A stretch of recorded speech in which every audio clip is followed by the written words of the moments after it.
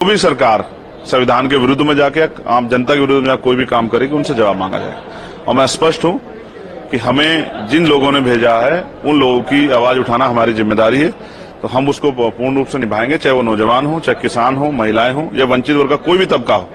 या जिस तरह से कई सूचनाएं हमारे उसमें, जैसे बाबा साहब अम्बेडकर की स्टैचू जो है उसको हटाया गया है, उसको वहां से अलग किया गया है। मैंने उस पर भी जो है लोकसभा अध्यक्ष जो हैं उनको मैंने लेटर लिखा था कि भाई आप इस पे जो है संज्ञान लें और ये ठीक नहीं है। तो मेरा पूरा प्रयास रहेगा कि जो भी यहाँ कानून बनेगा और वो कानून अगर उसमें कोई खामियां होगी तो हम लोग उसमें कोशिश करेंगे कि उसका विरोध दर्ज करा के उसमें सुधार कराएंगे, सरकार का ध्यान आकर्षित करें।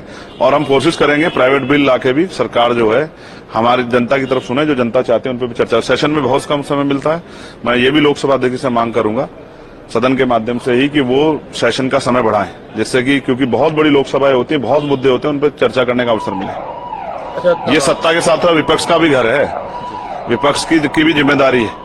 तो सत्ता पक्ष जो है सिर्फ अपने लोकसभा सांसदों के बारे में ना सोचे, उनके क्षेत्रों के, तो विपक्ष को जो जहां जीत का है उसके उनके बारे में सोचना है। मेरे जैसे लोग व्यक्ति के क्षेत्र के बारे में सोचना चाहिए।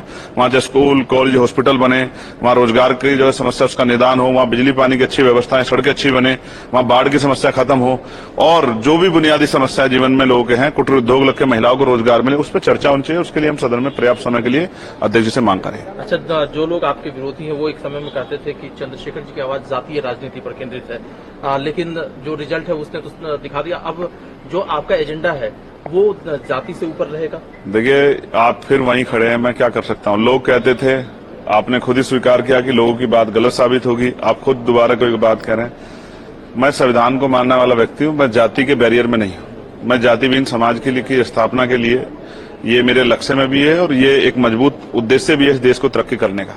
तो मैं फिर आपसे कह रहा हूं, मैं हर एक वंचित के साथ हूं, जिसके साथ कोई अन्याय होगा उनकी आवाज उठाएंगे, और जो हाशिए पे है उनको बराबर खड़ा करने के लिए सामाजिक और आर्थिक रूप से हम लोग संघर्ष करेंगे। इसमें अगर जैसे आप कह रहे हैं कि जो कानून बनेगा अगर खामियां होंगी तो आप जरूर बोलेंगे, कुछ अगर ऐसे कदम उठाए जाए जो कि आपको लगेगा कि लोगों के हित में है तो आप सरकार के साथ।